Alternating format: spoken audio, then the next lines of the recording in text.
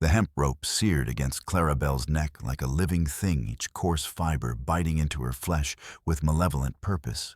Through the sickening fog of terror clouding her mind, she imagined with horrifying clarity what came next with a sudden absence beneath her feet. The violent jerk as her body plummeted, the brutal crack of vertebrae if Mercy was with her. Or worse, the slow, excruciating dance at the rope's end, lungs screaming for air that would never come. Legs kicking uselessly as the crowd below savored her final moments. Sweat trickled between her shoulder blades, cold despite the merciless sun beating down on Dry Creek's dusty square. The acrid stench of her own fear mingled with the smells of dust, horse manure, and tobacco smoke that defined the town she'd once called home. She stood trembling on the hastily constructed wooden platform, her threadbare cotton dress hanging in tatters from where Deputy Wilson had manhandled her onto the gallows.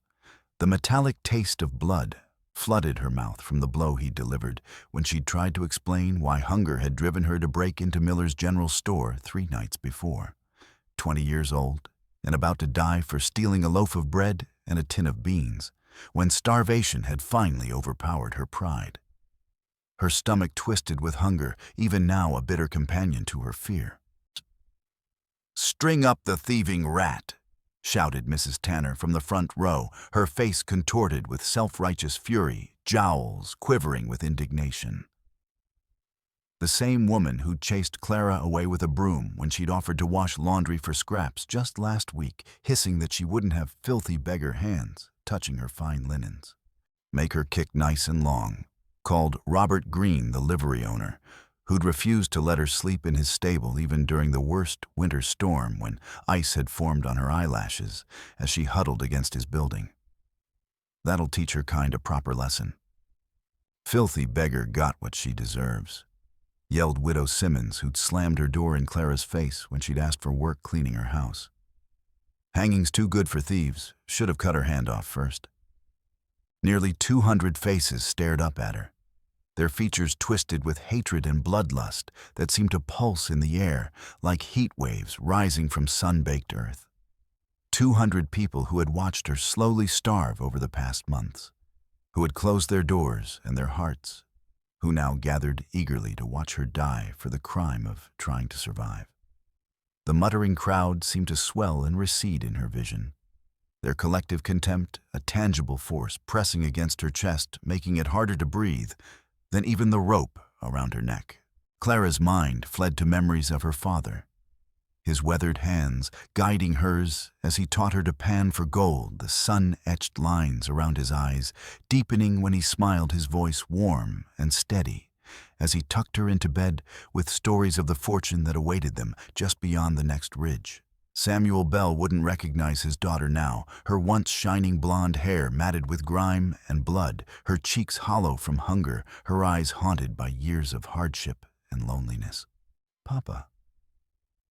She whispered, her voice too faint for anyone to hear, the rope scratching her throat as she formed the word. "I tried to be strong like you taught me." Sheriff Holcomb stepped forward, the silver star on his chest, catching the morning light like a mocking beacon of so-called justice. He unfolded a yellowed piece of paper with theatrical slowness and cleared his throat importantly, savoring his moment of power. "Clarabel," he announced, his voice carrying across the hushed square, the words falling like stones. "You've been found guilty of breaking into Thomas Miller's general store and stealing goods valued at over $5. The sentence for theft in this territory is death by hanging. Do you have any final words before this sentence is carried out?" Clara lifted her gaze, surveying the mob with surprising steadiness. Her fear remained churning in her stomach like a nest of rattlesnakes, but something else rose alongside it, defiance born of desperation. If these people wanted her last moments, they would hear truths they didn't want to face. "I didn't steal because I wanted to." She called out, her voice stronger than she expected, carrying across the suddenly silent square. "I stole because I was starving, and not one of you, not one Christian soul in this whole town would help me. Mr. Miller himself turned me away when I begged to work for food. You sing your hymns on Sunday and let your neighbors starve on Monday." Her voice cracked but held. Is that the justice you're all so proud of, hanging a girl for wanting to live? A ripple of unease passed through some in the crowd. A few gazes dropped, unable to meet her accusation. But just as quickly, Sheriff Holcomb's cutting glare silenced the momentary discomfort. "That's no excuse for thieving," he said flatly, folding the paper with precise movements. "Law's the law. Proceed." At the edge of the gathering, standing apart from the townspeople, a tall figure watched the proceedings with unreadable, obsidian eyes. Naiche, son of Cochise, had arrived in Dry Creek only that morning, leading 2 pack horses laden with deer hides and crafted goods to trade. The Apache warrior had completed his business quickly, sensing the usual hostility that greeted his kind in the white settlements, the sidelong glances, the hands that moved instinctively closer to weapons, the mothers who pulled children closer as he passed. Watching the young woman on the gallows, Naiche felt an uncomfortable tightness in his chest that had nothing to do with the sun's growing heat. Her gaunt face and hollow cheeks stirred vivid memories of his own people during the terrible winter 3 years ago, after white settlers had burned their village and destroyed their food stores. He remembered the wailing children with distended bellies, their cries growing weaker as days passed. The elders too weak to stand their dignity, stripped away by hunger. The desperate scavenging like animals that had followed his proud people, reduced to fighting feral dogs for scraps. He unconsciously traced his fingers over his upper arm, where the eagle and arrow tattoo remained hidden beneath his buckskin shirt. That mark had been the price of joining the mixed band of outcasts, Apache, Navajo, Mexican, and white renegades, who raided settlements for food and supplies. He had worn it for only 3 moons before abandoning them, when their raids turned from necessity to wanton cruelty. The ink remained embedded in his skin, a permanent reminder of how hunger could corrupt even the most honorable intentions.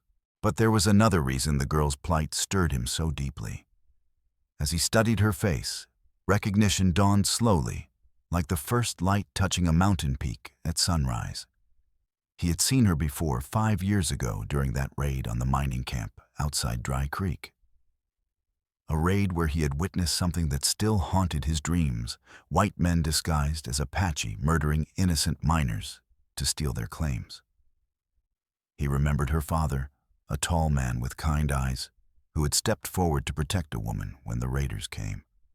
Naichi had tried to intervene when they shot the man, but had been too late. The memory of his failure weighed on him like a stone. The white girl on the gallows looked up her eyes, scanning the crowd one last time, perhaps searching for mercy where there was none to be found. For a moment, her gaze locked with his across the distance. Naichi saw not just fear in her eyes, but a dignified resignation that spoke to something deep within him.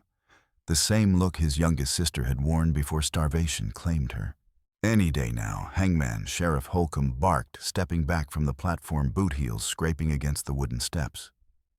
The executioner moved forward, his face hidden beneath a black hood with crudely cut eye holes.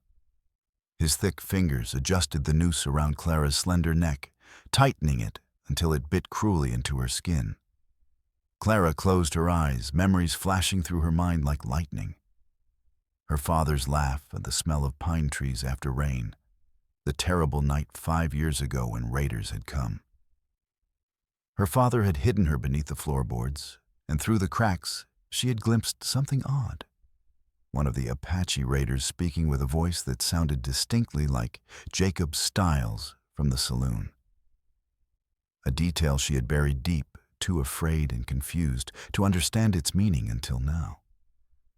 When death made everything suddenly painfully clear, she drew what she believed would be her final breath as the hangman's hand closed around the lever that would drop the trapdoor. The world seemed to slow each heartbeat, stretching into infinity.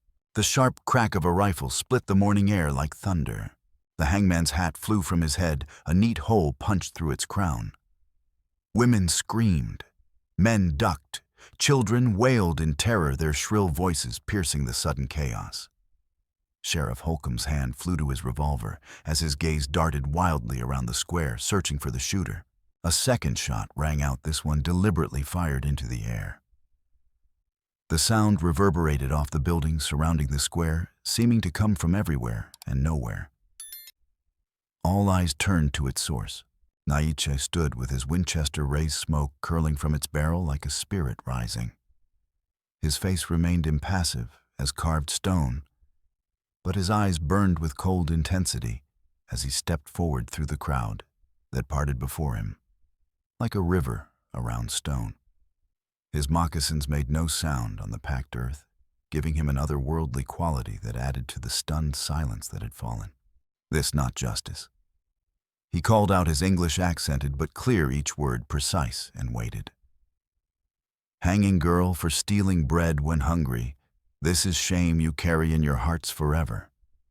This is stain that never wash away. Clara stared down at her unexpected defender, hope blooming within her chest, like a desert flower after rain, fragile but defiant. The noose still tight around her neck, she watched as Naichi advanced toward the gallows, his rifle now aimed squarely at Sheriff Holcomb's chest. The morning sun glinted off the weapon's barrel, steady as the man who held it. "This ain't your concern, Redskin." Holcomb growled, his own revolver now drawn but held with visible uncertainty. His eyes darted between Naiche and the crowd, calculating odds and angles. "This is white man's law. You best move along before you join her up there. Law that kills hungry child is no law."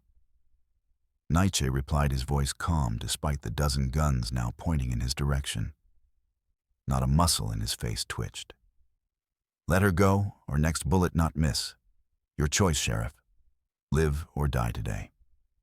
The tension in the square crackled like lightning before a storm so thick Clara could almost taste it, metallic like blood. She could feel her heart hammering against her ribs, her breath coming in quick, shallow gasps. For the first time since being dragged from her bed at dawn, she felt something beyond despair, a fragile, desperate hope that teetered on a knife's edge. "My deputies," Sheriff Holcomb barked, spittle flying from his lips. "Take him down." The two deputies flanking the gallows raised their revolvers. The crowd scattered in panic, mothers snatching up children, men diving for cover behind water troughs and wagons. The square transformed from an orderly execution to chaos in the span of heartbeats. Naiche fired first, a precisely aimed shot that took Deputy Wilson's revolver out of his hand, along with a chunk of flesh from his thumb. The man howled in agony, high and thin, like a wounded coyote clutching his mutilated hand to his chest. Bright, arterial blood spurted between his fingers, pattering onto the dust below. Deputy Simmons fired wildly, the sound exploding in Clara's ears. The bullet splintered the wooden beam inches from her head, sending fragments showering down on her upturned face.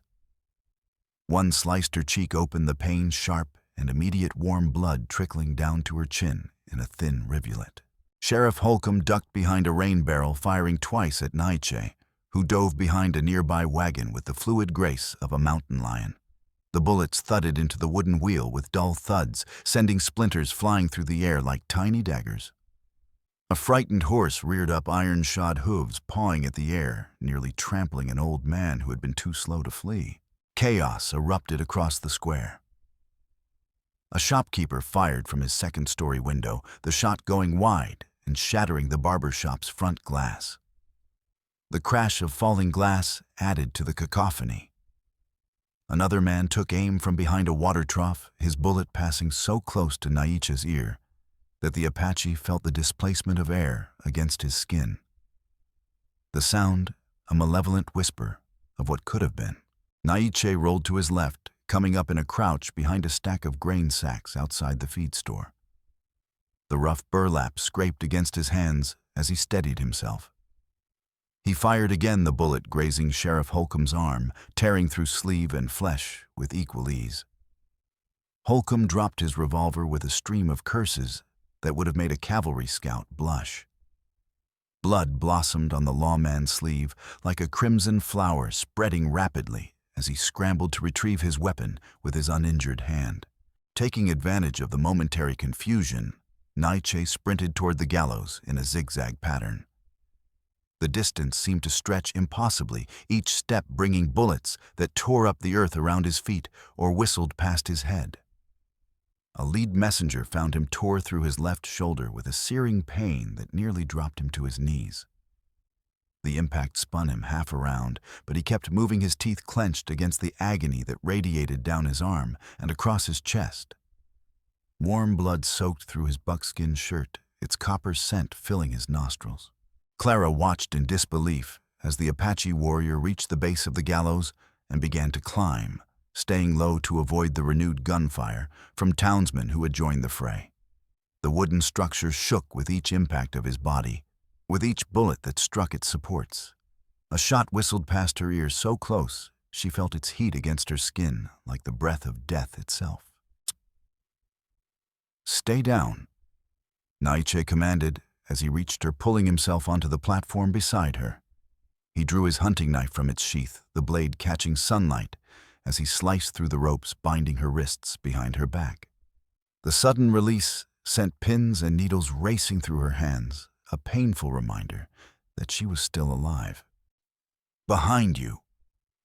Clara cried as she spotted Mr. Peterson taking aim from the doorway of his blacksmith shop, his rifle braced against the frame for a steady shot. Naiche spun, dropping flat, as the bullet splintered the wooden post where his head had been moments before. Splinters flew, one embedding itself in Clara's forearm like a tiny spear. With quick, precise movements, Naiche cut the noose from around Clara's neck, the rough hemp falling away, leaving an angry crimson welt in its place. Their eyes met for a fleeting moment, his dark and determined, hers wide with disbelief and nascent gratitude. In that instant, something unspoken passed between them, a recognition deeper than words. "Can you run?" he asked, his voice low and urgent, his breath warm against her face.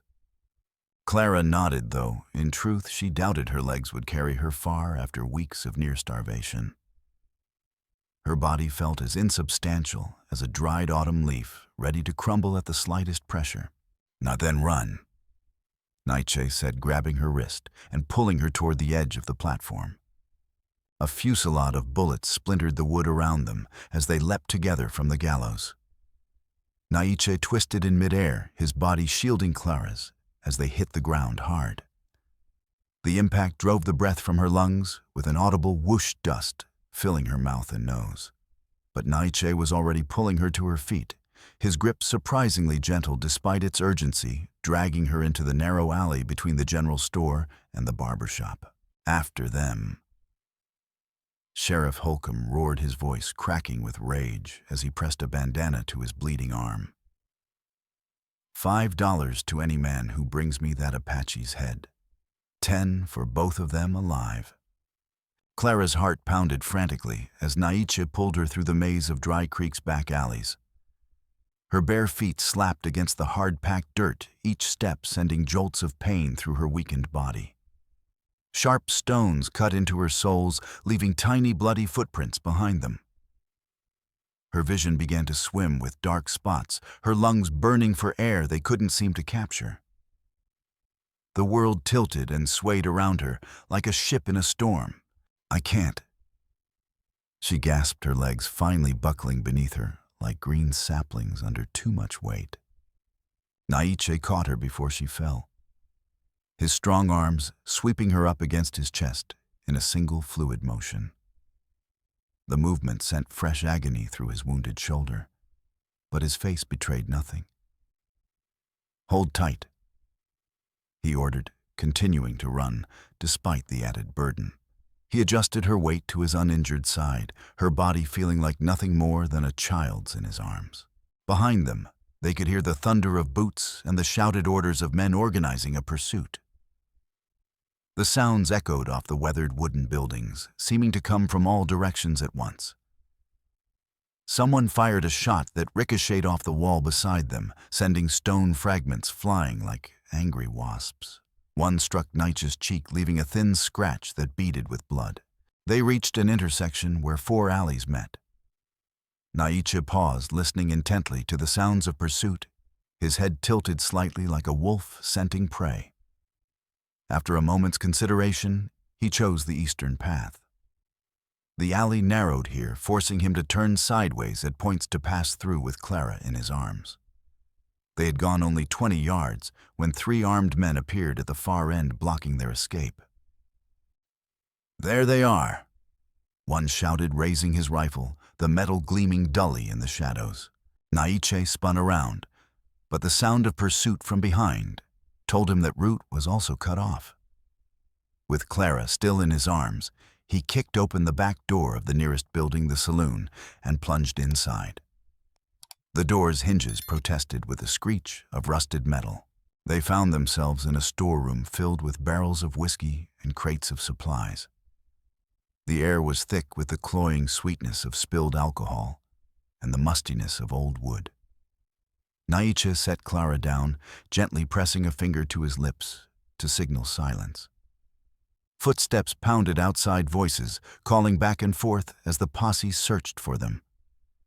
Through cracks in the wooden walls, slivers of sunlight illuminated dust motes dancing in the stale air. "Why?"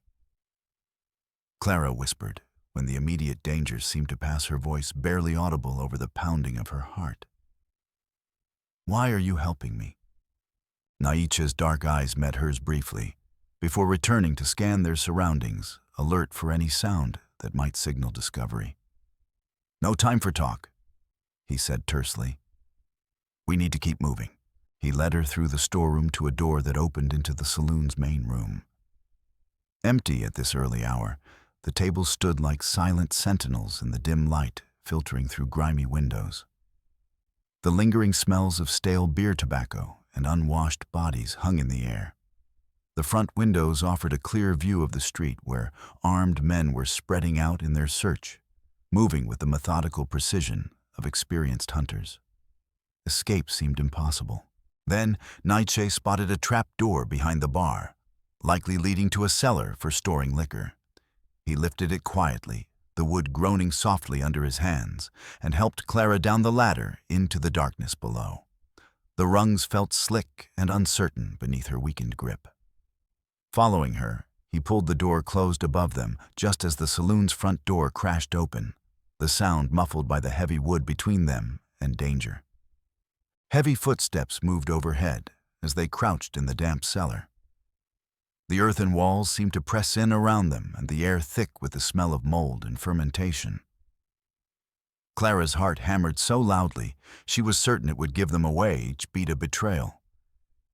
Naiche's arm encircled her shoulders, steadying her trembling body.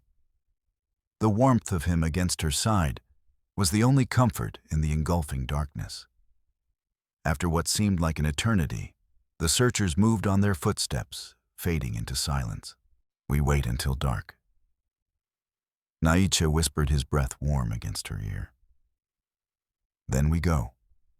Clara nodded, too exhausted to speak. She leaned against the earthen wall, her body finally succumbing to the shock and strain of the morning's events. The cool earth against her back seemed to pull at her consciousness, dragging her down into blackness. Naichi caught her as she slumped forward, easing her gently to the dirt floor.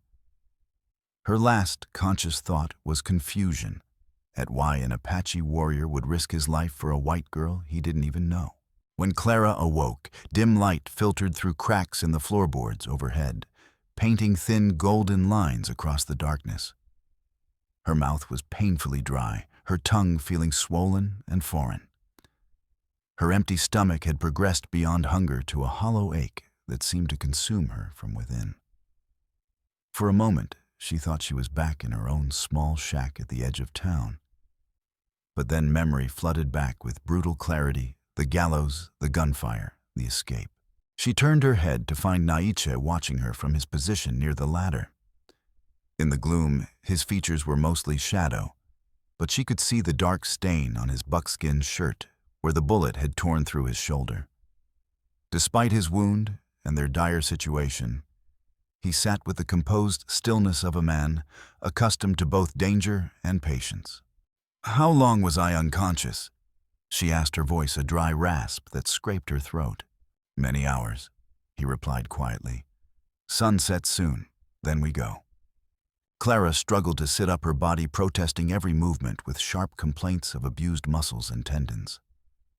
Her head spun momentarily, forcing her to wait for the world to steady itself.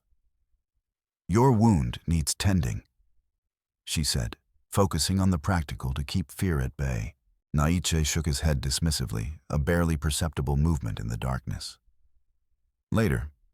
First we leave town." He moved to her side with a fluid grace that belied his injury, offering a small leather water pouch. The container felt worn and supple in Clara's hands, shaped by years of use. She drank gratefully the tepid liquid, feeling like heaven on her parched throat. She forced herself to sip slowly, knowing that too much too quickly would make her sick. Why did you save me?" she asked again, needing to understand. Naiche was silent for a long moment, his stillness absolute. "I recognize you," he finally said, his voice low. "From mining camp, 5 years ago." Clara froze the water pouch halfway to her lips. "What? I was there." Naiche continued, his eyes meeting hers steadily across the shadows between them. "Night your father die." The cellars seemed to spin around Clara, the darkness closing in. You were one of the raiders." Her voice rose despite the danger, edged with sudden anger and disbelief. "You helped kill my father." "No," Naiche said firmly, raising a hand, as if to physically stop the accusation. "I try to stop killing. I fail." Clara shook her head in confusion and growing anger, trying to reconcile his words with the memories that had haunted her for 5 years. "I don't understand.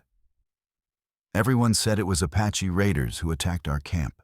"I'm not Apache," Naiche replied, bitterness edging his words. "White men painted like Apache, wearing feathers, speaking Apache words badly. I was there because I joined outlaw band after white men burn my village, kill my family. 3 years ago. I stay with band only short time. Leave when they become killers, not just raiders for food." Clara's mind reeled, trying to process what she was hearing. The foundations of what she had believed for 5 years were crumbling beneath her. If they weren't Apache, then who? "Men from this town," Naiche interrupted, his voice hardening. "Man from Saloon lead them, store owner, planet. Jacob Stiles." Clara whispered, pieces clicking into place. "And Thomas Miller, but why? Gold." Naiche said simply, the single word heavy with meaning. "They want mining claims. Make it look like Apache raid, so no questions asked. I tried to stop man shooting your father. Too late." His last words fell between them like stones weighted with regret. Clara stared at him. Memories shifting, reforming like patterns in a kaleidoscope. She remembered now the confusion, the shouting, a struggle between two figures just before the shot that killed her father. And something else, something her father had whispered to her before hiding her under the floorboards. "If anything happens, Clara girl, remember the tin box. The truth is there." The memory struck her with physical force, a detail buried under years of grief and survival. "You're saying the men who tried to hang me today are the same ones who murdered my father 5 years ago?" Clara asked, her voice trembling with anger and shock that felt like ice in her veins. Naiche nodded, a single downward tilt of his head. "Same men. Sheriff know truth too. Take money to stay quiet." "Why should I believe you?" Clara challenged, though with less conviction than she would have expected. Something in his story rang true, aligning with details that had never made sense to her, like why she had heard Jacob Stiles' distinctive voice that night, when supposed Apache raiders had attacked. "I have no reason to lie," Naiche said, simply spreading his hands. "I save you because I failed to save your father. Because I know truth but have no proof. My word means nothing to white law." A sudden commotion overhead interrupted them, and the heavy tread of boots on the saloon floor and the clunk of glasses being set down on the bar. The wood creaked directly above them, dust sifting down through the cracks. Anchor, still no sign of them, a man's voice said. Clara recognized it as Deputy Simmons. Sheriff's got men searching the East Road thinking they might have headed for the territorial border. Well, they ain't getting far. Another voice replied, Jacob Stiles, the saloon owner. The sound of his voice sent a chill through Clara, memories of that night 5 years ago suddenly vivid. That Apache took a bullet, and the girl was half dead from hunger before she ever reached the gallows. Miller's nervous. Simmons continued, lowering his voice to a confidential murmur that nonetheless carried through the floorboards. Says if they get away and start talking. Talking about what? Stiles snapped the sharp crack of a glass being set down, punctuating his words. Nobody's going to take the word of a thief and a savage over ours. Besides, there's no proof of anything. Not anymore. What about that old mine shaft? Simmons asked. Miller said something about papers. Shut your damn mouth. Stiles hissed, his voice dropping to a venomous whisper. Walls have ears? Just find them and make sure they don't live to see another sunrise. That's what Miller's paying extra for. You understand me? The men moved away from the bar, their voices fading into unintelligible murmurs. Clara and Naiche exchanged glances in the dim light, a new understanding forming between them. They know we're in town somewhere. Clara whispered the words, barely disturbing the dust-laden air. And they're going to keep searching until they find us. Naiche nodded grimly. We leave as soon as dark. But first, he reached for his water pouch again, offering it to her. Drink, need strength. As Clara took another sip, her mind worked furiously, processing what she'd just overheard. Naiche, did you hear what Simmons said about papers and the old mine shaft? Naiche nodded, his expression intent. Sound important. My father had a tin box. Clara said slowly, memories surfacing from the depths of her grief like bubbles in still water.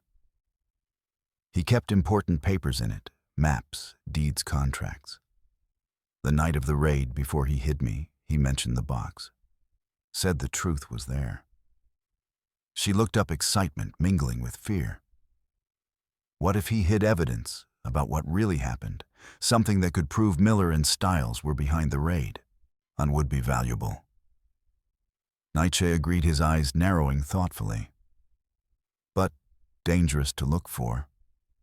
We have to. Clara insisted, a fire kindling inside her that had nothing to do with the fever of hunger. It's the only way to clear my name and bring my father's killers to justice. Without proof, it's just your word against theirs, like you said. Naiche studied her face for a long moment, measuring her determination against the risks. The shadows played across his features, emphasizing the sharp planes of his cheekbones and the intensity of his gaze. Finally, he nodded. Where would this box be? If he had time to hide it, probably at our old claim. Clara replied, her mind racing ahead.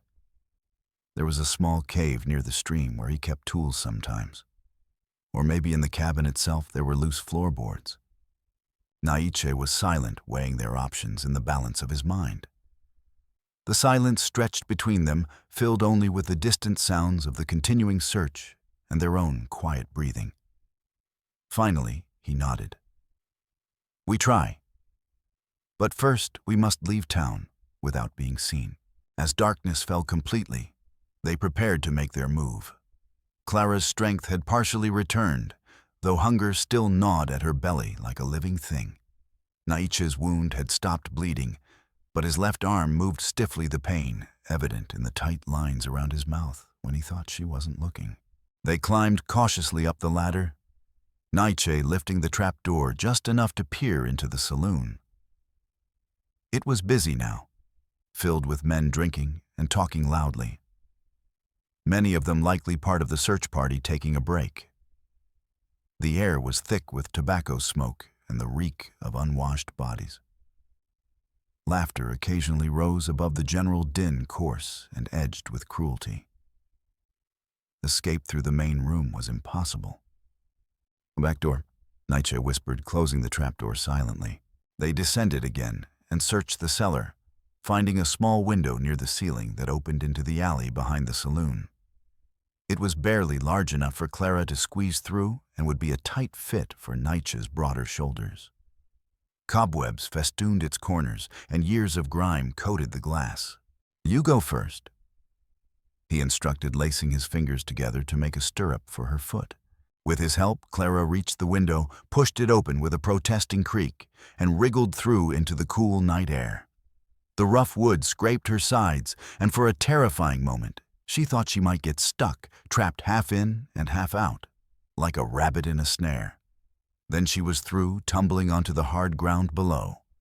Naiche followed with more difficulty, his wounded shoulder making him grunt with pain as he forced his body through the narrow opening. A fresh stain of blood darkened his shirt when he finally stood beside her. The alley was deserted, cloaked in shadows so deep they seemed solid. The only illumination came from a quarter moon, partially obscured by scudding clouds, casting fitful silver light across the landscape. They could hear the sounds of the search continuing, men calling to each other, horses' hooves on packed dirt, dogs barking in the distance. The baying sent shivers down Clara's spine, primitive fear responding to an ancient threat. Keeping to the darkest shadows, they made their way to the edge of town, freezing at every sound, hearts pounding with the fear of discovery. Each step was a negotiation between speed and stealth, between the need to escape and the need to remain undetected. Clara's bare feet had toughened over years of hardship, but still bled from fresh cuts as they crossed rough terrain. By midnight, they had reached the foothills north of Dry Creek without being spotted. Naiche led them to a small hollow sheltered by boulders where they could rest briefly. The night air had grown cold, the desert's extreme temperature fluctuations making Clara shiver in her thin dress. "Mining claim, how far?" Naiche asked as they crouched in the darkness. A coyote howled in the distance, answered by another farther off, about 5 miles west. Clara replied, rubbing her arms to restore circulation. "Following the creek upstream." Naiche nodded. "We go now. Moon give enough light. Better to reach claim before dawn." Despite her exhaustion, Clara agreed. The sooner they found the evidence, if it existed, the better their chances of escaping Holcomb's posse. They traveled in silence for several hours, following game trails through the rugged terrain.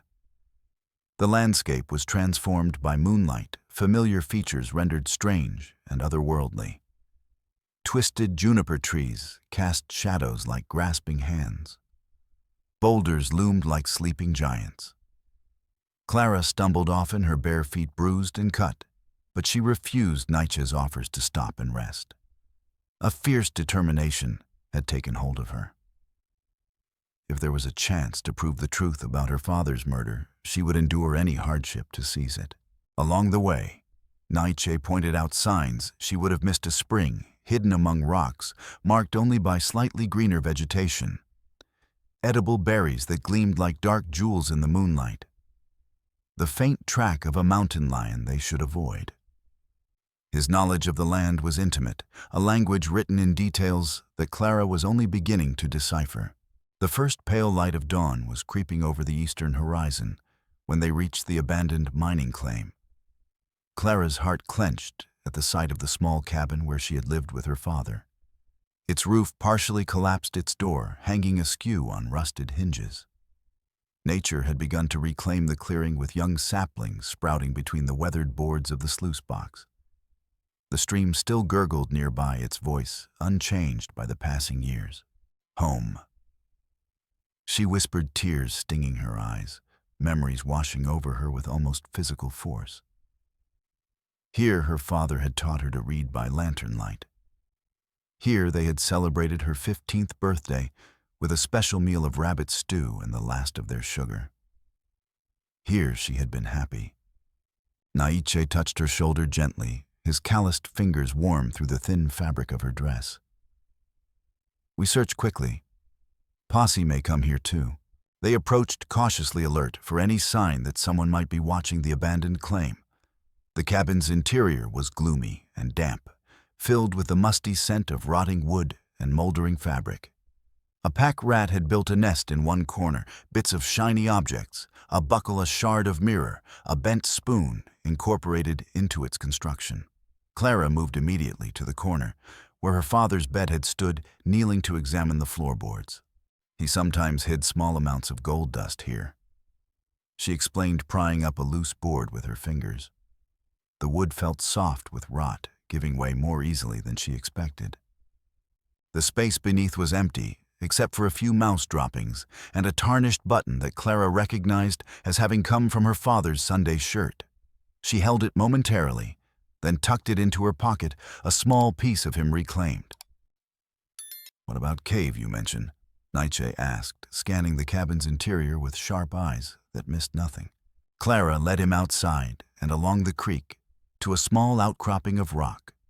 A narrow opening, partially obscured by brush, led into a shallow cave that Samuel Bell had used to store tools and supplies. The entrance was smaller than she remembered, or perhaps she had simply grown in the intervening years.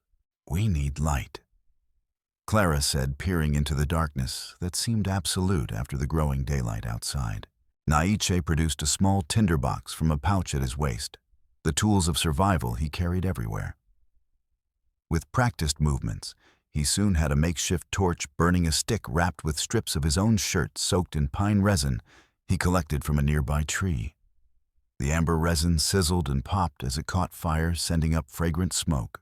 The flickering light revealed a cave, largely emptied of its former contents, probably looted soon after the raid. Rusted tool fragments lay scattered about, along with broken crates and rotting canvas. Water dripped steadily from the ceiling in one corner, creating a small pool that reflected their torchlight. Clara moved deeper into the cavern, scanning the walls and floor for any sign of the tin box. The torch's light cast huge dancing shadows that seemed to move independently, making the search more difficult. "Maybe not here," Naiche suggested after several minutes of fruitless searching. "Too obvious place." "It has to be," Clara insisted, desperation edging her voice. "Where else would he?" She broke off suddenly, her attention caught by something in the far corner of the cave. "Wait, look there." A rockfall had partially blocked one section of the cave, nature rearranging the space in the years since she'd last been here. Behind the tumbled stones, Clara could just make out what appeared to be a small opening in the wall. "Help me move these," she urged, already pulling at one of the smaller rocks. It scraped against her palms, leaving them raw. Together, they cleared away the debris, the work slow and painstaking to avoid a further collapse. Sweat beaded on their foreheads, despite the cave's coolness mingling with dust to create streaks of mud on their skin. Finally, they revealed a narrow fissure in the cave wall, a natural crack that Samuel Bell had apparently widened and deepened. Clara thrust the torch forward, its light illuminating a small space beyond, and there, nestled against the back of the crevice, was a dented tin box. "Now that's it," Clara exclaimed, reaching in to retrieve it with trembling hands. The metal felt cool against her skin, and the familiar weight of it triggering a flood of memories. Father's strongbox. The box was locked, but the hasp was flimsy and rusted from years of dampness. Naichi used his knife to pry it open, the metal giving way with a protesting screech. Inside lay a collection of papers, property deeds, maps, a small leather-bound journal, and several folded documents. The papers were yellowed at the edges, but had been protected from the worst of the elements by the tight-fitting lid. Clara seized the journal first, recognizing her father's handwriting, neat and precise, each letter formed with care. The familiar sight of it brought tears to her eyes. She flipped through the pages until she reached the final entries, holding the book close to the torchlight. "Listen to this," she said, her voice hushed with excitement and reverence. April 3rd, 1853. Miller came by again today, offering to buy my claim. When I refused, he became threatening. Said I'd regret being stubborn. Something about his manner disturbed me deeply. He's not a man accustomed to hearing the word no. She turned the page carefully, the paper crackling beneath her fingers. April 10th. Found a rich new vein today, but keeping it quiet. Stiles was watching from the ridge. Don't trust him. His eyes remind me of a rattlesnake's cold, calculating patient for the moment to strike. Have heard rumors that he and Miller are working together to drive out small claim owners. We'll speak to Sheriff Holcomb tomorrow, though not certain he can be trusted either. Saw him taking money behind the saloon last week. Clara's hands shook as she turned to the final entry, the words blurring through her tears. May 16th. Met with Miller and Stiles at the saloon tonight. They had papers for me to sign, selling my claim for a fraction of its worth. When I refused, Miller made it clear that accidents happen in mining camps. Stiles suggested Apache raids have been increasing. There was no mistaking their meaning. I fear for Clara's safety more than my own. Have hidden copies of our deed and map, showing the new gold vein along with this journal and the fraudulent contract they tried to force me to sign. If anything happens to me, the truth is here. Naiche leaned forward, examining the other papers in the box. The documents rustled as he carefully unfolded them. This one has signatures, he said, pointing to a document bearing the names of Thomas Miller, Jacob Stiles, and Sheriff William Holcomb. Clara unfolded it carefully. It was a contract transferring ownership of Samuel Bell's claim to Miller for 1/10 its value, with a clause stating that if Bell refused to sign alternative measures, would be taken to secure the property with the sheriff's office, guaranteeing no interference. The language was couched in legal terms, but the threat was unmistakable. The document was damning evidence of the conspiracy. We have it. Clara whispered, clutching the papers to her chest, feeling as though her heart might burst with vindication. Proof of everything you said. Proof that they murdered my father and tried to blame it on your people. Naiche nodded grimly. Now we must get to judge or marshal. Someone not from Dry Creek, someone who listened to truth, not money. A sound from outside the cave made them both freeze, the distant whinny of a horse, followed by men's voices, carrying in the still morning air. The posse had found them. Back way out, Naiche asked urgently, already moving deeper into the cave, searching for another exit. Clara shook her head. No, just this entrance. They extinguished the torch, plunging themselves into darkness to avoid its betraying light. After a moment of adjustment, they peered cautiously out of the cave mouth. Through the brush, they could see 5 mounted men approaching the cabin, led by Sheriff Holcomb. Thomas Miller was among them, his normally immaculate suit dusty from the ride, his face set in lines of grim determination. Check the cabin first. They heard Holcomb order, his voice carrying clearly in the morning stillness. Then the mine shaft and surrounding area. They've got to be close by. Clara and Naiche exchanged glances in the dim light filtering through the cave entrance. They were trapped with only one way out directly past their pursuers, the mine shaft.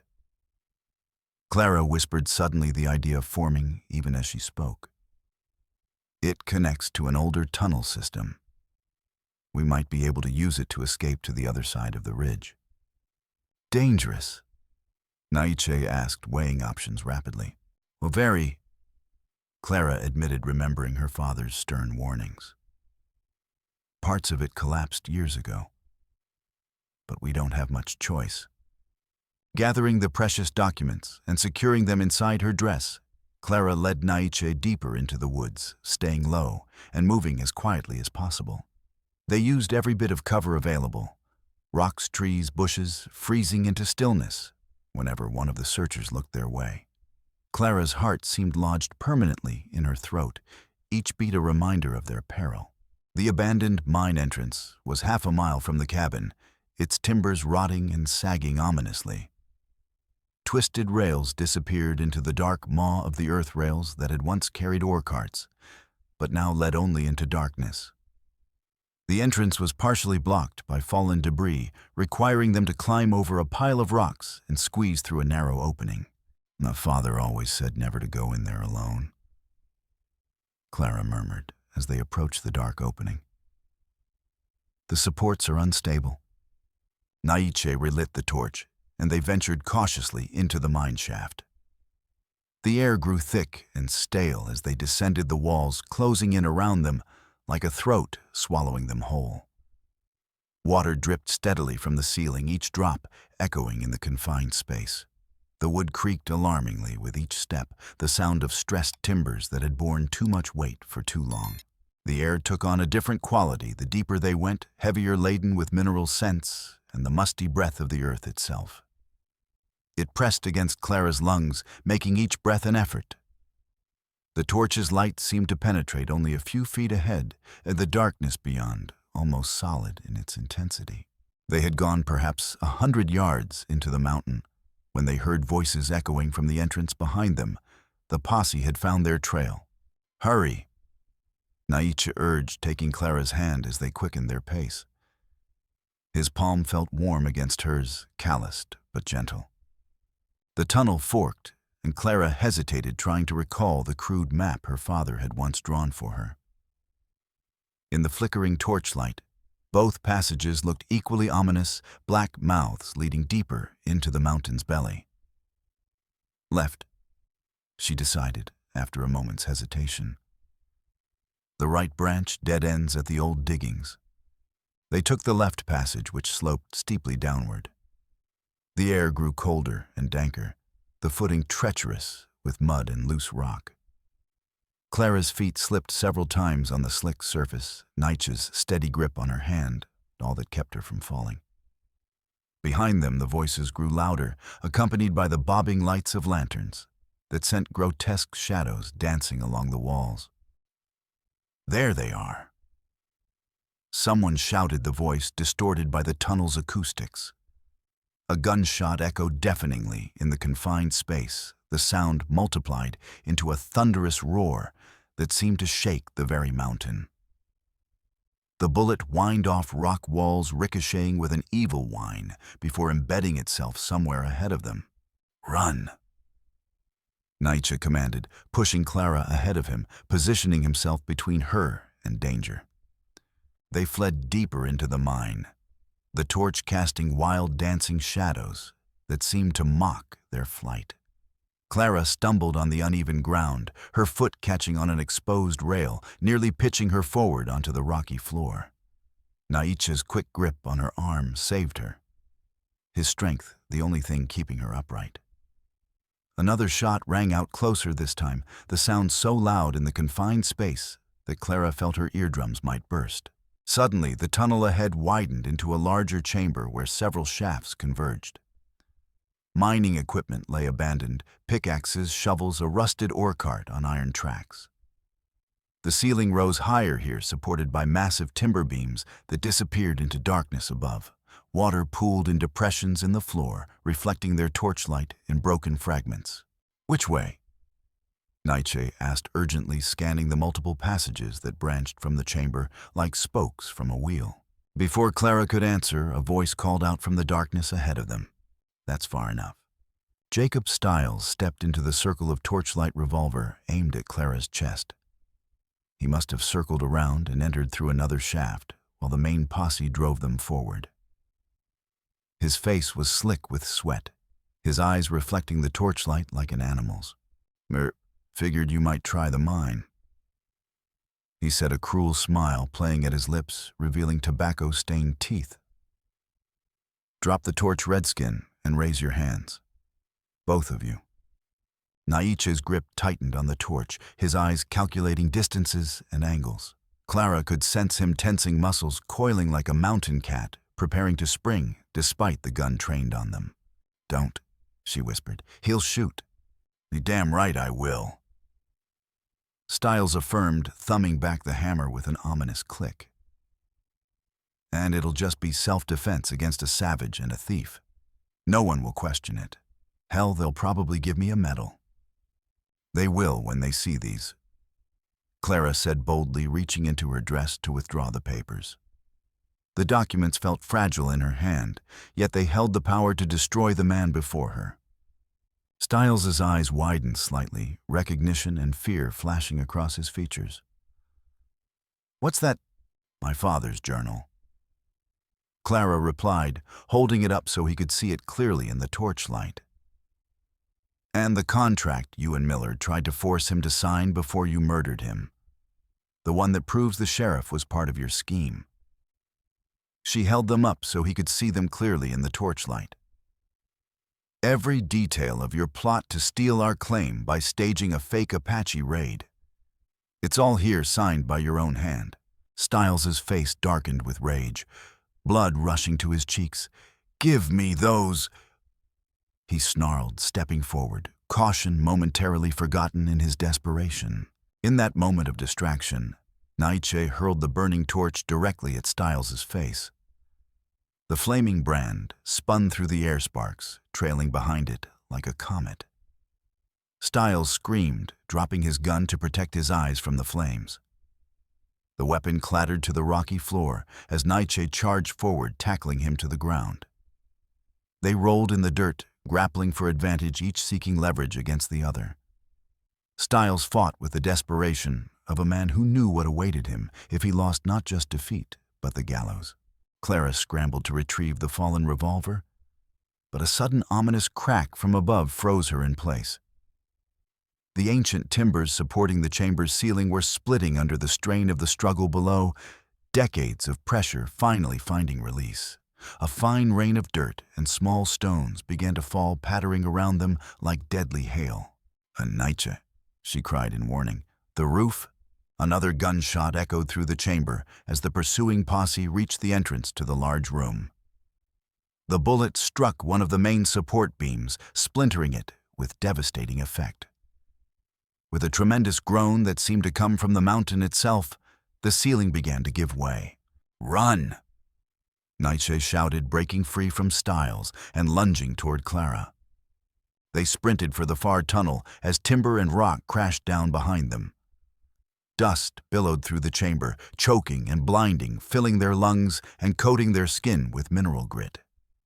Clara heard Styles scream once, a high, terrified sound that cut through the roar of collapsing earth before his voice was cut off by the mountain's fury. The force of the cave-in propelled them forward into the darkness. They ran blindly, hands outstretched to feel the way the rumbling pursuing them as more of the unstable mine collapsed. The ground beneath their feet trembled as if the earth itself were trying to shake them off. Neither dared stop until the sound faded and the air cleared somewhat, leaving them in silence broken only by their ragged breathing. "Are you hurt?" Naiche asked, his voice rough with dust, each word a painful effort. "No." Clara gasped, struggling to catch her breath. Her lungs felt scoured by the dust, each inhalation like breathing ground glass. "You still alive," he replied grimly, "but we lost Torch, now in darkness." Clara's heart sank as she realized their predicament. Lost in a collapsing mine with no light, and the way back blocked by tons of fallen rock, with Styles almost certainly dead beneath it. Ahead lay only unknown tunnels that might lead out, or might dead-end, trapping them forever in the mountain's stony embrace. "I think I know this section," she said, trying to orient herself by feel. The absolute darkness was disorienting, a void that seemed to press against her eyes.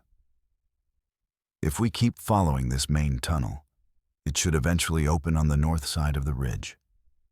"Lead," Naiche said, simply taking her hand in his.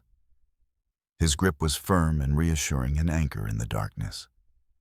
They moved slowly through the absolute darkness, Clara feeling her way along the rough-hewn walls, testing each step before committing her weight to it.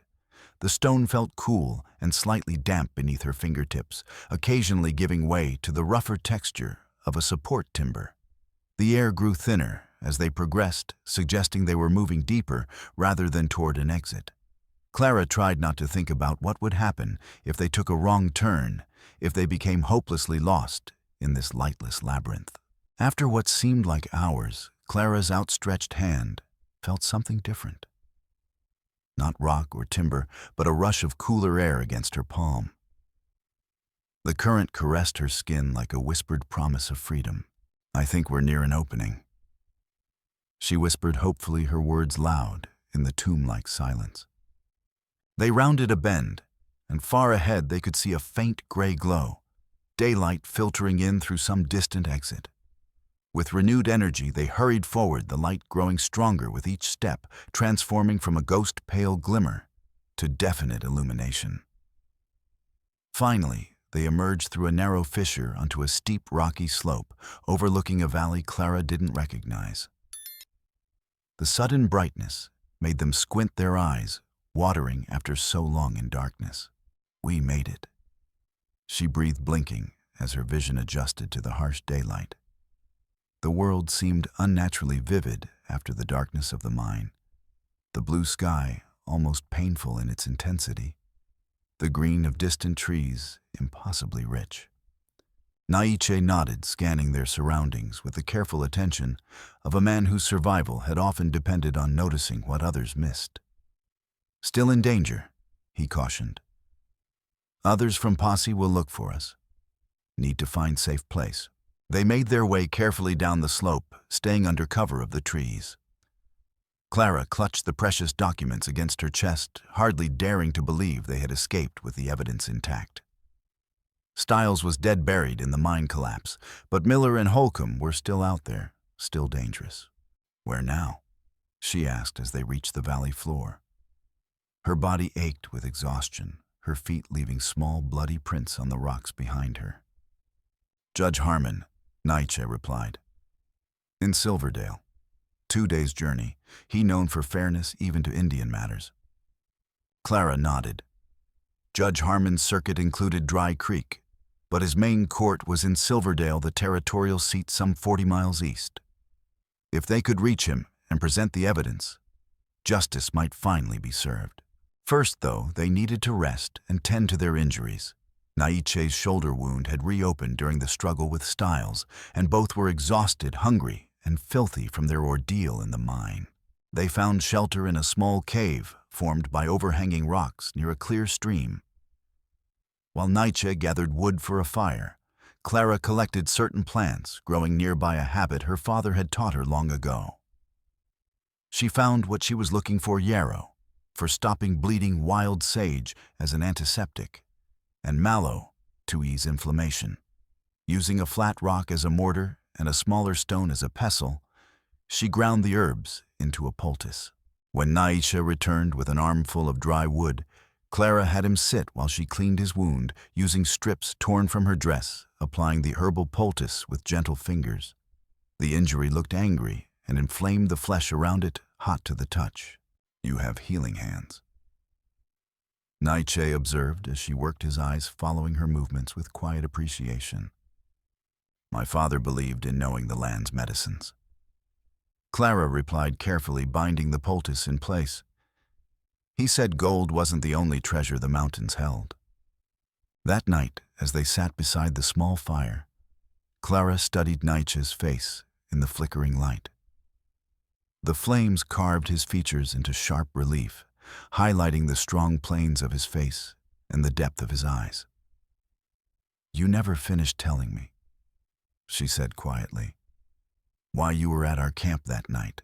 Naiche was silent for a long moment, staring into the flames, as if reading stories in their dancing patterns.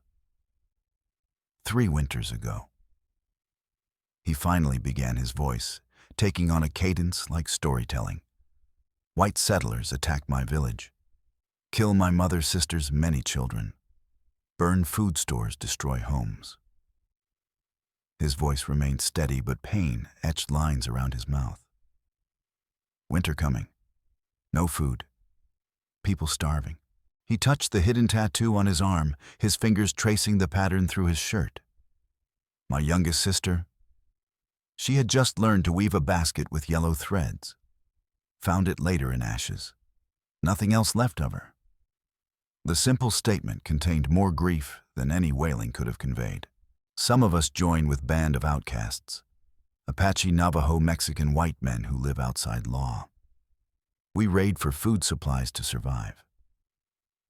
His eyes met hers across the fire.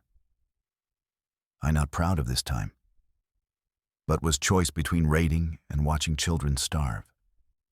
But you left them, Clara prompted gently. Naiche nodded, shadows playing across his face. When raids change, leader white man named Carson start killing for pleasure, not need. Taking women, I say no. Try to leave. His hand unconsciously touched a long scar that ran from his collarbone to his sternum, a pale line visible in the open neck of his shirt. They not happy? Leave me for dead in desert. And then, Clara asked softly, drawn into his story despite herself. Woman find me. White settler woman whose husband they kill. She hide me tend wounds, even though I am Apache. His eyes held Clara's steadily. She die later from fever. But before she tell me Carson's band plan raid on mining camp, say they dress as Apache to blame my people. He paused, the memories clearly painful. I go to warn, but arrive too late. Raiders already there. I see white men painted like Apache. Hear them laugh as they kill. And my father, he tried to stop them taking woman. I try to stop man aiming gun at him. I fail. The simple words carried the weight of 5 years' regret. Clara's throat tightened with emotion, realizing how close their paths had come to crossing that night. You tried to save him. Not enough. Naichi replied, his voice heavy with old guilt. I should have been faster. Better. Is that why you saved me? Clara asked. Because of my father. Partly, he admitted.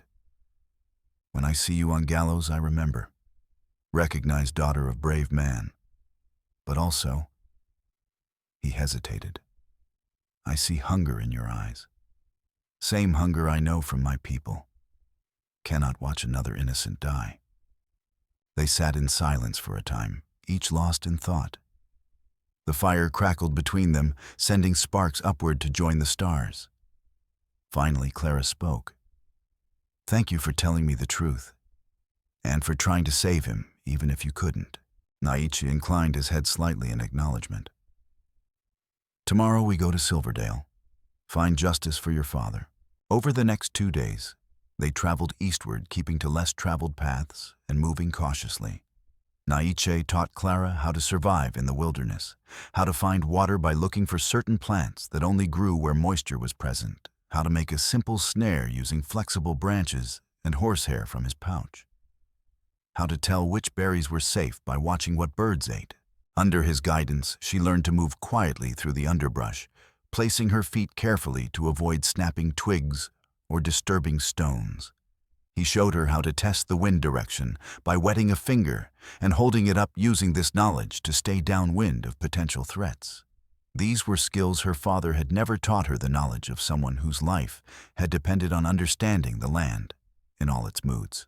They survived on berries, roots, and a rabbit Naiche managed to snare. Clara watched carefully as he skinned and prepared it, memorizing each step. When he offered her the liver, the choice portion, she hesitated only briefly before accepting it. The rich iron taste was strange, but satisfying to her famished body. Tomorrow you set snare, Naiche told her as they ate. It wasn't a question, but an expectation.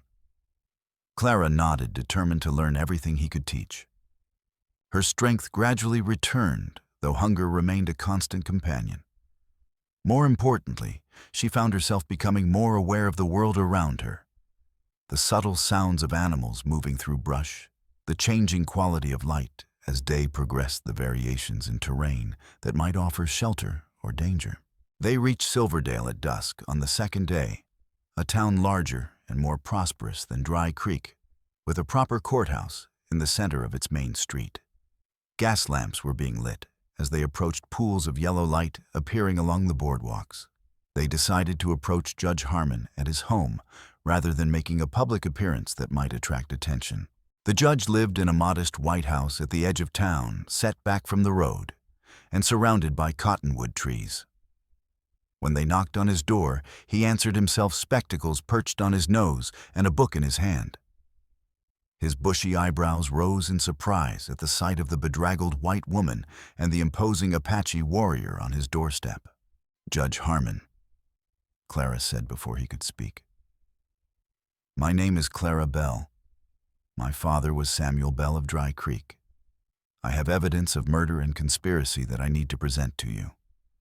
The judge studied them for a moment, his gaze sharp despite his years. His eyes lingered on the noose mark still visible around Clara's neck, then shifted to Naiche's bandaged shoulder. "You look like you've had quite a journey," he said carefully. "But I don't make a habit of inviting strangers into my home after dark, especially when one of them appears to be—" He hesitated, choosing his words. "At odds with the law." "Please," Clara persisted. "Thomas Miller and Sheriff Holcomb tried to hang me for stealing food. They murdered my father 5 years ago and made it look like an Apache raid. I have proof." She pulled the journal from inside her dress. My father's own words written before they killed him. Judge Harmon's expression remained skeptical. "And you expect me to believe 5 men died that night?" Naiche interrupted. "White miners, women taken, children crying.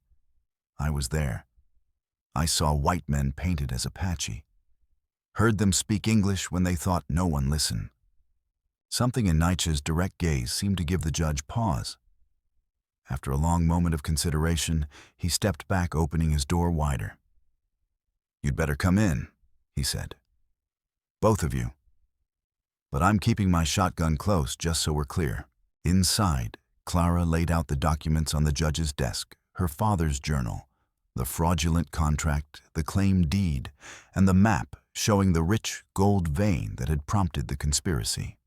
As the judge examined them, she recounted the events of the past days, with Naiche adding details about what he had witnessed 5 years before. Judge Harmon listened without interruption, his expression growing increasingly grave. He examined each document carefully, holding the pages up to the lamplight, studying signatures and dates with professional thoroughness. When they finished their account, he removed his spectacles and pinched the bridge of his nose. "This is a very serious matter," he said finally. "Murder, conspiracy, false imprisonment, attempted execution without proper trial, and implicating the sheriff himself." He looked up at them. "Are you aware that Jacob Stiles is dead? A telegram arrived today, reporting a cave-in at the old Bell mine. They found his body." "We were there," Clara admitted. "He tried to kill us. The collapse was an accident during the struggle." The judge nodded slowly. "I believe you. These documents are compelling evidence. I'll issue warrants immediately for Thomas Miller and Sheriff Holcomb." He eyed them both carefully. "But you should know this won't be easy. Men like Miller have influence money. The territorial governor himself may try to intervene if he thinks gold claims are at stake. We understand the risk," Clara said firmly. "But my father deserves justice, and so do the other miners who died that night." Judge Harmon straightened decision made. "I'll send telegrams tonight to the U.S. Marshal's office. By tomorrow, we'll have federal deputies here to execute the arrests." He turned to Naiche. "Your testimony will be crucial. Are you willing to appear in a white man's court?" Naiche nodded solemnly. "I speak truth, not fear consequences." "Good man," the judge said, offering his hand. After a moment's hesitation, Naiche shook it. 20 miles away in Dry Creek, Thomas Miller paced the floor of his office above the general store. Sheriff Holcomb sat slumped in a chair, nursing a glass of whiskey with his good arm, his wounded shoulder still bandaged. Stiles was supposed to head them off at the mine. Miller muttered, pausing at the window to scan the darkened street below. "Something's gone wrong." Holcomb took another swallow, grimacing at the burn. "Man's probably lying dead somewhere. That Apache ain't no amateur." He set his glass down with a thump. I told you we should have just shot them when we had the chance, not tried this manhunt nonsense. Miller turned his face flushed with anger. And have half the town asking questions? Use your head, Bill. He resumed pacing the floorboards, creaking beneath his expensive boots. No, we needed it to look righteous. The law pursuing criminals. Well, your plan's gone to hell now, Holcomb observed sourly. And if they made it to Silverdale with whatever they found at that mine? They won't, Miller snapped. Even if they did get away, it's 40 miles of rough country. The girl was half-starved, and the Indian was wounded. They'll never make it. Holcomb wasn't convinced. You didn't see how that Apache moved, like a mountain lion. And the girl, there's something in her eyes now. Different from before. You're getting soft in your old age, Bill. Miller scoffed, pouring himself a measure of whiskey. One Apache and a half-dead girl have you jumping at shadows. Holcomb set his glass down hard. I ain't the one pacing like a nervous schoolgirl, Thomas. He leaned forward, wincing as the movement pulled at his wound. 5 years we've been sitting pretty. 5 years with no questions asked about those miners. Now it's all coming apart because you couldn't let one skinny girl steal a loaf of bread without making an example of her. Miller's face darkened. Watch your tone. Remember who pays your salary, the real one, not that joke the town council thinks you live on. And remember who's been keeping your secrets. Holcomb shot back. When this goes bad, and it will, I ain't taking the fall alone. The two men glared at each other across the room, 5 years of partnership showing its first serious cracks. The clock on the wall ticked loudly in the silence, counting down moments neither realized were their last as free men. The next morning, 4 U.S. Marshals rode out from Silverdale toward Dry Creek, warrants in hand. Clara and Naiche remained at Judge Harmon's home, waiting anxiously for news. By evening, the marshals returned with their prisoners, Thomas Miller, Sheriff Holcomb, and Deputy Simmons, all in handcuffs. Clara watched from the judge's parlor window as the men were led to the town jail. Miller's face was a mask of cold fury. Holcomb looked defeated, his shoulders slumped. Only Simmons showed fear, his eyes darting around like a trapped animal's. The trial that followed drew attention from across the territory. The courthouse was packed each day with spectators eager to hear the sensational testimony. Clara testified about her father's murder, her near execution, and the discovery of the evidence. Her voice never wavered as she described the events, though her hands shook slightly as she identified the defendants. Naiche's appearance caused a stir. An Apache warrior testifying against white men was unprecedented. He spoke clearly and directly about witnessing the raid and identifying the white men behind it. When Miller's lawyer tried to discredit him by questioning his involvement with the outlaw band, Naiche admitted his past without hesitation, but stood firm on what he had seen. I make mistake joining band, he said simply. But eyes do not lie. I see these men that night, hear them laugh while killing. The documents provided the final damning proof of the conspiracy. Samuel Bell's journal entries established the threats and pressure from Miller and Stiles. The fraudulent contract showed their intent to seize his claim by any means necessary. In a surprising twist, Deputy Simmons turned state's evidence confirming that Miller had orchestrated the raid to seize valuable mining claims and that Holcomb had been paid to cover up the crimes and blame the Apache. Miller said no one would care about a few dead miners if they thought it was Indians. He testified unable to meet Clara's eyes. Said it would just help turn more folks against the Apache, which was good for business anyway. In exchange for his testimony, Simmons received a reduced sentence. Miller and Holcomb were found guilty on all counts. The judge sentenced them to hang the same fate they had planned for Clara. As they were led from the courtroom, Miller's face was ashen with disbelief that his carefully constructed world had collapsed around him. Holcomb simply looked old and defeated, the swagger gone from his step. The aftermath brought dramatic changes to Dry Creek. Clara reclaimed her father's mining claim, which had indeed contained the rich vein he had discovered just before his death. The town council, eager to make amends and avoid further scandal, voted to pay her substantial compensation from the sale of Miller's general store and other property. More importantly, the true story of the Apache raid 5 years earlier was finally made public. The territorial newspaper printed a full account, clearing the Apache of blame and exposing the depths of the conspiracy. It wasn't enough to undo all the damage done by years of prejudice, but it was a start. Not everyone was quick to accept the new truth, however. Some townspeople still muttered that Miller had been a pillar of the community, that his only crime was being too ambitious. Others suggested that Clara had somehow tricked the court, or that she was under the Apache's influence.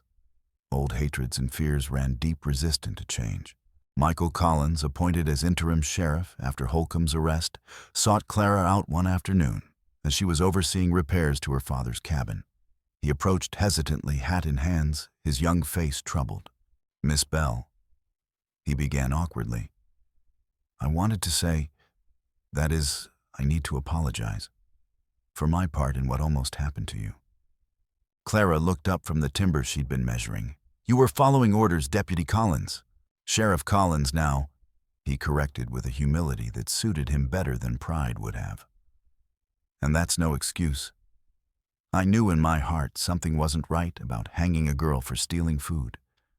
I should have spoken up." He twisted his hat in his hands. "My mama raised me better than that." Clara studied him for a moment. "What matters is what you do now, Sheriff. This town needs healing. It needs justice that doesn't depend on who has the most money or the whitest skin." Collins nodded earnestly. "That's what I aim to provide, Miss Bell, and I hope you'll consider Dry Creek your home again eventually. Some of us are trying to make it better." 3 weeks after the trial, Clara sat on the porch of her newly rebuilt cabin at the mining claim. The operation was modestly profitable now, with 2 hired miners working under her supervision. Both Apache men recommended by Naichi, skilled workers who had never before been given a fair chance. She watched the sunset painting the mountains gold and crimson, thinking of how much had changed in such a short time. She heard footsteps and looked up to see Naichi approaching. He had been absent for several days, returning to his people to explain what had happened and to negotiate a new understanding with the territorial authorities based on the revelations at the trial. "You came back," she said, unable to keep the pleasure from her voice. Naiche nodded, sitting beside her on the porch steps. "I promised I would." "How are your people?" "Cautious," he replied, his gaze fixed on the distant horizon where purple shadows were beginning to gather. "Not trust white law yet. But new treaty talks begin. Your story helps show truth about fake raids." Clara nodded, understanding the long road ahead. "And you? What will you do now?" Naiche was silent for a moment, his dark eyes reflecting the sunset's fire. "I have been asked to serve as translator between Apache and Army, to prevent misunderstandings." He glanced at her. "Also as scout to find real outlaws who threaten both our peoples." "That's good," Clara said, hiding a stab of disappointment behind a smile that didn't quite reach her eyes. She had known he would eventually return to his own life, but the thought of parting left an unexpected emptiness. "Yeah," Naiche agreed. Then after a pause, "But I also make promise to myself, to watch over daughter of man I fail to save." Clara's heart quickened its rhythm, suddenly unfamiliar in her chest. "Is that an Apache tradition?" A smile touched Naiche's lips, transforming his solemn features. "Perhaps I make it up just now," he said, a rare hint of humor in his voice. Then serious again. "But feeling is true. You and I, Clarabel, we have saved each other in many ways." Clara's hand found his, their fingers intertwining naturally. His skin felt warm against hers, calloused but gentle. "Yes," she agreed softly. "We have. I cannot promise easy life. Naichi continued, his eyes holding hers with an intensity that made her breath catch. My people still fight for their land, their ways. White man's world changes everything. Children of Apache and white woman would walk difficult path. Clara felt a flush rise to her cheeks at his mention of children, their children. But she didn't pull her hand away.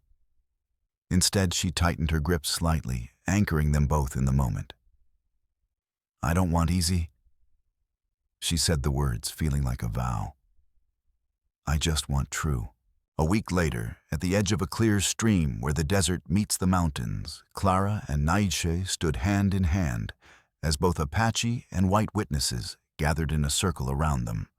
The setting sun painted the landscape in hues of gold and amber, casting long shadows across the faces of those who had come to witness the union of two worlds. Naiche's cousin conducted the ceremony in the Apache tradition. He burned sacred herbs in a small fire, the fragrant smoke rising in lazy spirals toward the darkening sky. He bound their hands together with a cord of braided horsehair, while chanting ancient prayers in a language Clara didn't understand, but felt in her bones. The vibrations of the words seemed to resonate with something deep inside her, connecting her to a tradition older than memory. Taza placed a crown of eagle feathers on Naiche's head and a circlet of wildflowers on Clara's, symbols of their joining that transcended the boundaries between their peoples. The weight of the flowers felt right, a blessing from the land they both loved. Then Reverend Taylor, the new minister from Dry Creek, stepped forward. He read brief passages from his Bible, his voice carrying clearly in the evening stillness. Love bears all things, believes all things, hopes all things, endures all things. He read the familiar words, taking on new meaning in this place between worlds.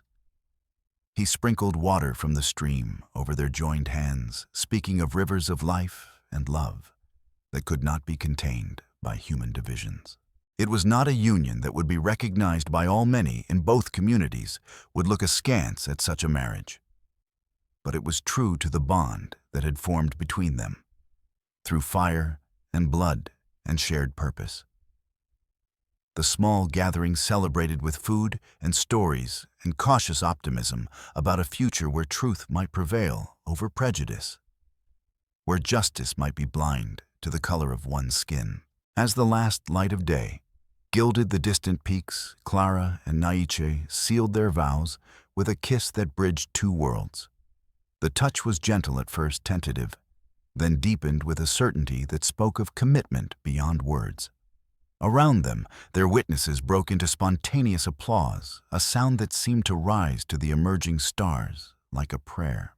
Later, as they stood alone beneath a sky scattered with stars like silver dust, Naiche gently touched the fading mark around Clara's neck, where the hangman's noose had once tightened.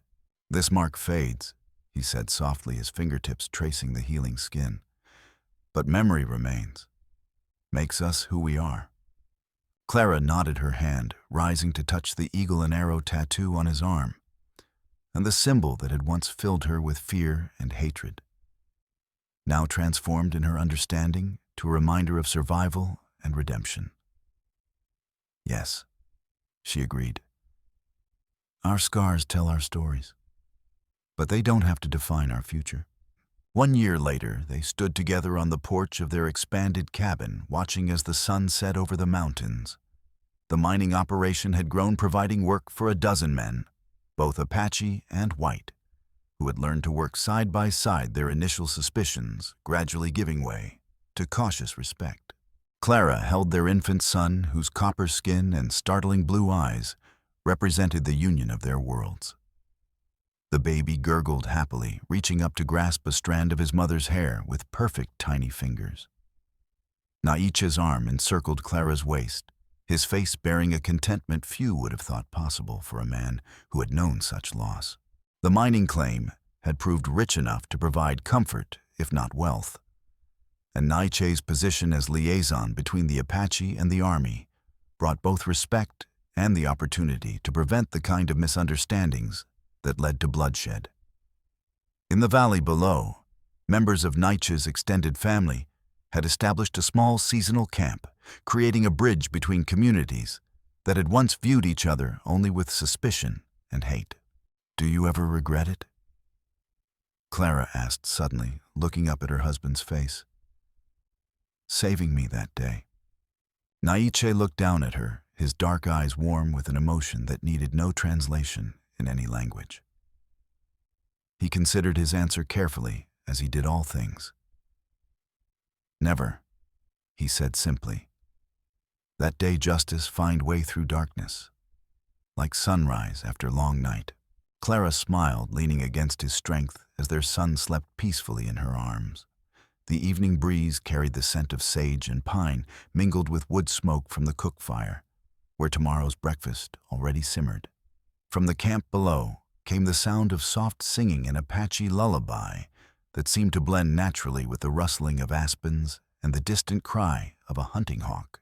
It wasn't an easy life, but it was true, built on honesty, forged in fire and sealed with a promise as enduring as the mountains themselves.